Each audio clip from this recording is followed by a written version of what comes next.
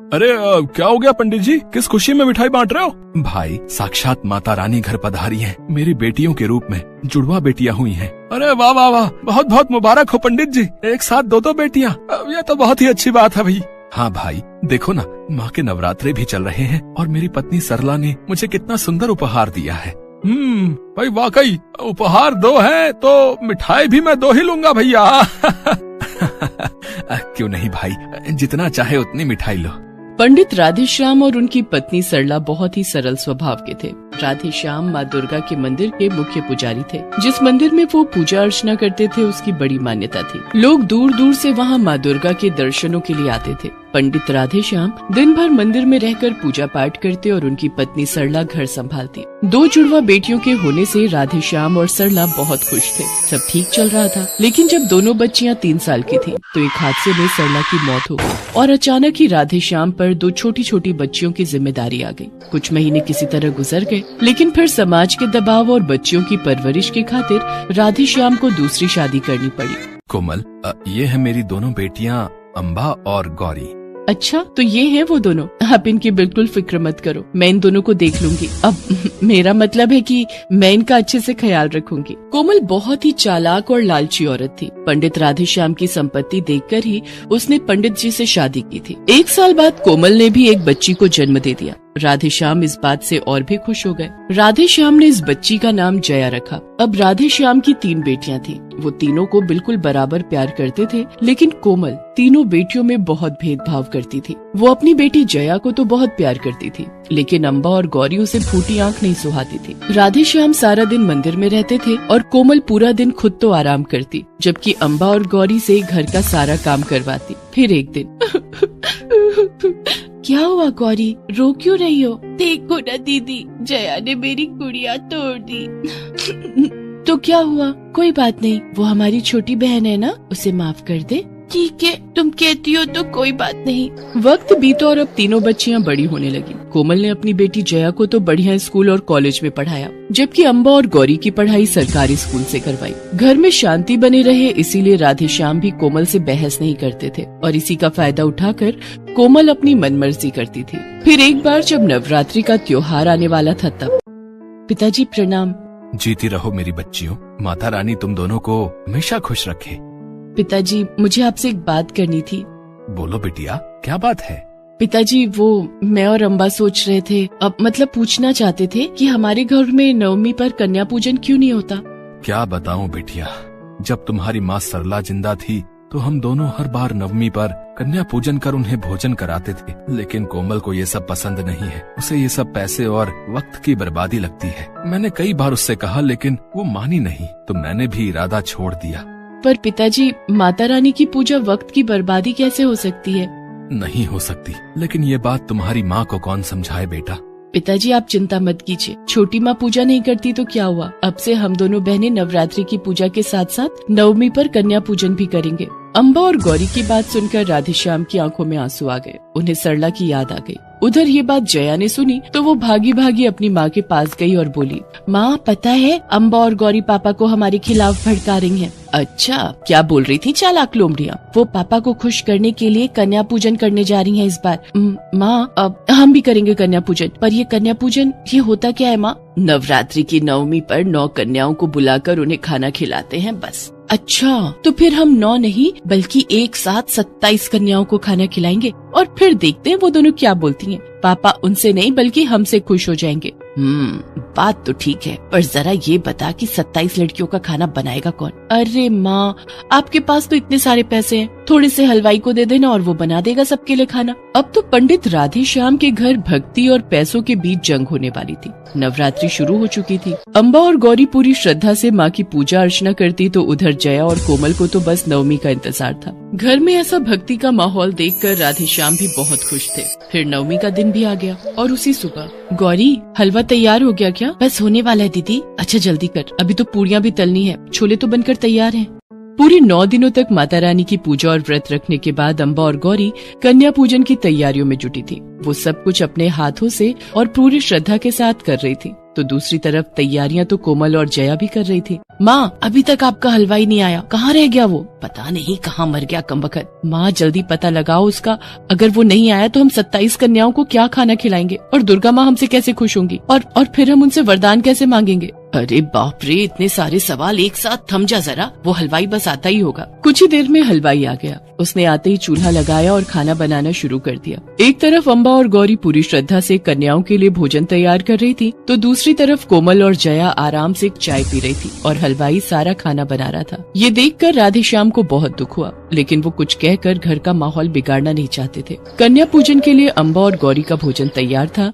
तब तक कन्याएं भी आ चुकी थी। अम्बा और गौरी ने कन्याओं के चरण धोए और उनकी पूजा की और फिर उन्हें अपने हाथों से भोजन खिलाया। ये देखकर राधेश्याम की आंखें भर आई, क्योंकि सरला भी बिल्कुल ऐसे ही कन्याओं को भोजन कराती थी। अम्बा और गौरी की सेवा से कन्याएं बहुत खुश हुई। उधर दूसरी तरफ, अबे हलवाई के बच्चे, तेरा खाना नहीं बना क्या अभी तक? लेट हो रहा है, वो लड़कियां आने वाली होंगी, जरा जल्दी जल्दी हाथ चला। थोड़ी देर बाद एक साथ 27 कन्याएं भी पंडित राधेश्याम के घर आ गई। वो बेचारी अपने आप ही जगह देखकर बैठ गई, क्योंकि कोमल और जया ने उनकी कोई सुध ही नहीं ली। वो दोनों तो बस राधेश्याम को खुश करना चाहती थी। साथ ही माँ दुर्गा के वरदान प्राप्ति की इच्छा भी उनके मन में थी। उन दोनों ने कन्याओं का बिल्कुल भी सम्मान नहीं किया। फिर कुछ देर बाद, अरे तुम सब देख क्या रही हो? जाओ सब अपनी अपनी प्लेट उठाओ, देखो कितना अच्छा खाना बना है। ऐसा खाना बनवाया है कि तुमने आज तक नहीं खाया होगा और ना ही यहाँ के अलावा और कहीं खा पाओगी।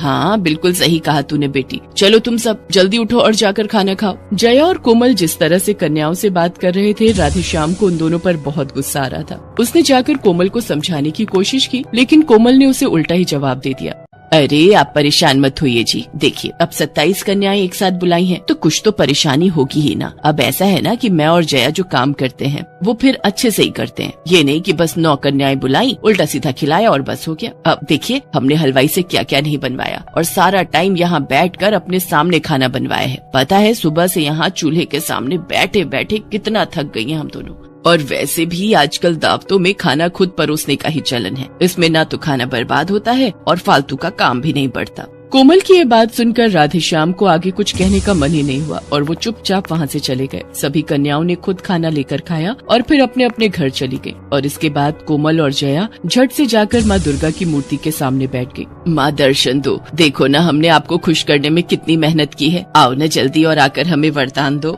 उधर अम्बा और गौरी भी अपने कमरे में माँ दुर्गा की मूर्ति के सामने ही बैठी थी। उनके साथ राधेश्याम भी माँ के सामने हाथ जोड़े बैठे थे और मन ही मन जया और कोमल की करतूतों के लिए माफी भी मांग रहे थे। तभी अचानक माँ दुर्गा की मूर्ति से प्रकाश निकला और साक्षात माँ दुर्गा वहाँ पर प्रकट हो गयी। गौरी, अम्बा, मैं तुम्हारी सेवा से बहुत खुश हूँ, मांगो क्या वरदान मांगती हो? माँ आपने दर्शन दे दिए, हम धन्य हो गए, हमें और कुछ नहीं चाहिए माँ।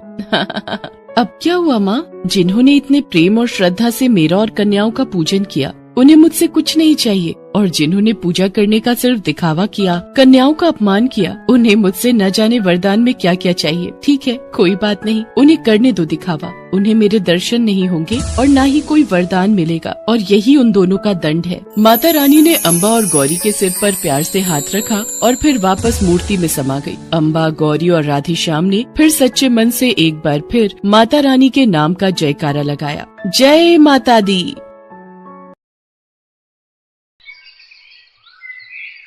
मम्मी पापा कैसे हो आप? अरे आरती आ गई तू, आजा आजा। दामाद जी कहाँ हैं? बस आ ही रहे मम्मी, बाहर गाड़ी पार्क कर रहे हैं। अच्छा अच्छा, तू खड़ी क्यों है? आजा बैठ ना। हाँ बैठो बेटा, और सुनाओ कैसी हो, और घर में सब कैसे हैं? मैं ठीक हूँ पापा, और घर पर भी सब अच्छे हैं। मम्मी देखो मैं आप सबके लिए गाजर का हलवा लेकर आई हूँ। अरे वाह भाई वाह। माधुरी बेटा जल्दी से यहाँ आओ, और हाँ रसोई से जरा प्लेट्स लेती आना, सब साथ में बैठकर गाजर का हलवा खाएंगे। अपने ससुर की बात सुनकर माधुरी फौरन प्लेट्स लेकर बाहर की तरफ जाने लगी, लेकिन वो बाहर आ पाती उससे पहले ही उसके पांव कुछ सुनकर रुक गए। रुकिए पापा, भाभी को मत बुलाइए, उन्हें अंदर ही रहने दीजिए। अरे पर ऐसा क्यों बेटा? ओफो पापा, आप न कुछ भी नहीं समझते हो। मम्मी आप ही समझाओ ना इन्हें। ठीक बोल रही है आरती, आप भूल गए क्या, अपनी आरती माँ बनने वाली है, और ऐसे में उस मनहूस का साया भी नहीं पड़ना चाहिए इस पर। क्या बोल रही हो शीला? माधुरी तुम्हारी बहू है, उसके बारे में तुम्हें ऐसे नहीं कहना चाहिए। मम्मी ने वही कहा है पापा जो भाभी के बारे में सब बोल रहे हैं।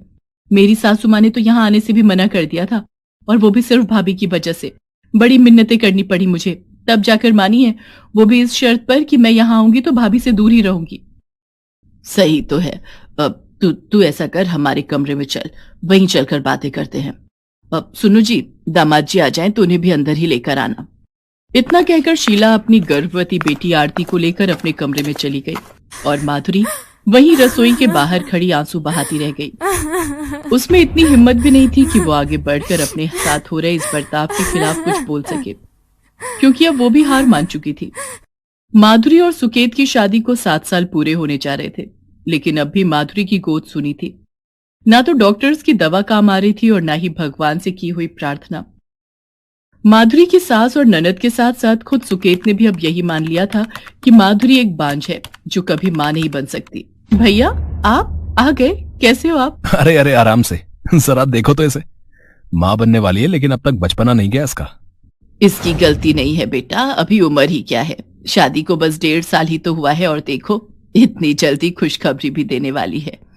इसकी सास तो इससे इतनी खुश है कि बस क्या ही कहूं। सच में बड़ी नसीब वाली हैं वो, जो इतनी जल्दी उनके घर बच्चे की किलकारियां गूंजने वाली हैं। शीला तारीफ तो अपनी बेटी की कर रही थी, लेकिन इस तारीफ की आड़ में निशाना उसकी बहू माधुरी ही थी, और इस सब में आरती और सुकेत उसका पूरा साथ दे रहे थे। माफ कर दो माँ, सच में बहुत दुख है इस बात का मुझे कि मैं आपको दादी बनने का सुख नहीं दे सका अब तक। अरे नाना मेरे बेटे, तू क्यों दिल छोटा कर रहा है? इन सब में तेरा क्या कसूर है? ये सब तो उस कुलक्षणी का किया धरा है। जाने कौन से पाप किए हैं करमजली ने, जिसकी सजा इसके साथ साथ हमें भी भुगतनी पड़ रही है। वैसे पिछले हफ्ते तो गए थे ना आप लोग नई डॉक्टर के पास, क्या कहा उसने? वो क्या कहेगी, बस वही कि ये टेस्ट करवा लो, वो टेस्ट करवा लो। अरे अगर कुछ होना होता तो इतने सालों में हो ही जाता। बात साफ है, ये मुई बांझ है, बांझ। ये कभी हमारे वंश को आगे नहीं बढ़ा सकती। एक औरत होकर तुम ऐसी बातें कैसे कर सकती हो शीला? अब बस भी करो। और वैसे भी डॉक्टर ने सिर्फ माधुरी को नहीं बल्कि सुकेत को भी टेस्ट करवाने को कहा था, जिन्हें सुकेत ने कभी नहीं करवाया। आखिर आप कहना क्या चाहते हैं? तो क्या हमारे बेटे में कमी है? हे भगवान, लगता है ये नासपीटी तो काला जादू भी जानती है। जरूर कुछ मंत्र पढ़कर इन पर फूंक दिए हैं। सुकेत बेटा, अब बस बहुत हो गया, कुछ तो करना ही होगा तुझे। अब हाँ माँ, बताओ ना मुझे क्या करना चाहिए। आप जैसा बोलोगी मैं करूंगा। तो बेटा सबसे पहले तो इस मनहूस को अपने जीवन और इस घर से निकालकर बाहर कर, और फिर तू दूसरी शादी कर ले। शीला, तुम्हारा दिमाग तो ठीक है? तुम्हें अंदाजा भी है कि आखिर बोल क्या रही हो? अपने बेटे का घर खुद अपने हाथों से तोड़ रही हो। तो अभी कौन सा बसा हुआ है इसका घर? ये इस घर पर और मेरे बेटे पर सिवाय बोझ के और कुछ नहीं है। जब बच्चा ही नहीं दे सकती तो क्या काम है इसका घर में? झाड़ू पोछा और खाना पकाना तो हम कामवाली से भी करवा लेंगे। आप बिल्कुल ठीक बोल रही हो माँ। अब तो मुझे भी यही लगने लगा है, जैसे इस औरत से शादी करके मैंने अपनी जिंदगी की सबसे बड़ी गलती की है। लेकिन अब मैं इसे और नहीं झेल सकता। मैं इसे छोड़ दूंगा और फिर आप जिससे कहोगी मैं शादी कर लूंगा। सुकेत, अपनी माँ की बातों में मत आओ तुम। कुछ ऐसा मत करो जिस पर कल को पछताना पड़े तुम्हें। वो बेचारी बिन माँ बाप की बच्ची है, उसका हमारे सिवाय और कोई नहीं है। उसे ऐसे छोड़ दोगे तो कहां जाएगी वो? पूरे घर में सिर्फ माधुरी के ससुर सुदर्शन ही थे जिन्हें उससे हमदर्दी थी, लेकिन इस बार उनकी कोशिश भी काम नहीं आई, क्योंकि शीला और सुकेत फैसला कर चुके थे। नहीं, भगवान के लिए ऐसा मत कीजिए, मुझे घर से मत निकालिए। मैं कहां जाऊंगी? मैं आपकी पत्नी हूँ, इस घर की बहू हूँ मैं। नहीं, तो बस एक बोझ के सिवाय और कुछ नहीं है।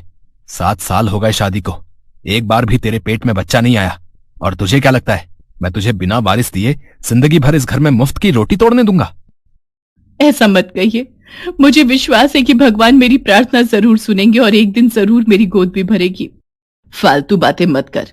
अरे तू तो इतनी बड़ी मनहूस है कि पैदा होते ही अपने माँ बाप को खा गई, और फिर उस चालू मामा ने मर दिया तुझे हमारे सिर पर, और फिर ऐसे गायब हो गया जैसे गधे के सिर से सींग। लेकिन अब बस, अब बहुत झेल लिया तुझे। सुकेत बेटा, चल निकाल इसे घर से बाहर।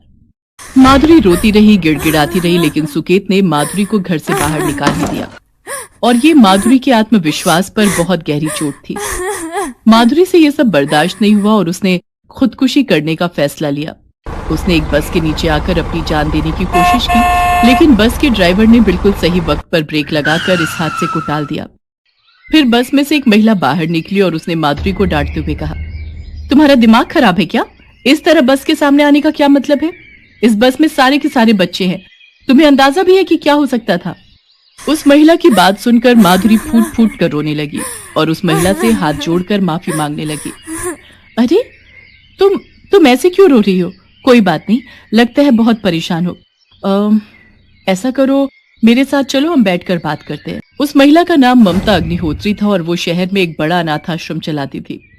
उस बस में उसी आश्रम के बच्चे थे जिन्हें देखकर माधुरी अपनी तकलीफ कुछ ही मिनटों में भूल गई और मुस्कुराने लगी। हाँ, तो बताओ कौन हो, कहां से हो, घर परिवार कहाँ है तुम्हारा? घर था, अब नहीं है। परिवार भी था, लेकिन अब नहीं है। कुछ नहीं है मेरे पास और इसीलिए मैं मर जाना चाहती थी। माधुरी ने रोते रोते सब कुछ ममता को कह दिया। उसकी आप बीती सुनकर ममता को बहुत बुरा लगा।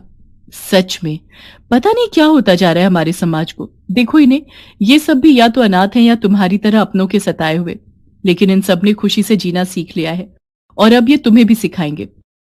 ममता की बात सुनकर माधुरी को जैसे जिंदगी का नया मकसद मिल गया। उसने एक बार भी नहीं सोचा और ममता के अनाथ आश्रम में रहने के लिए तैयार हो गई।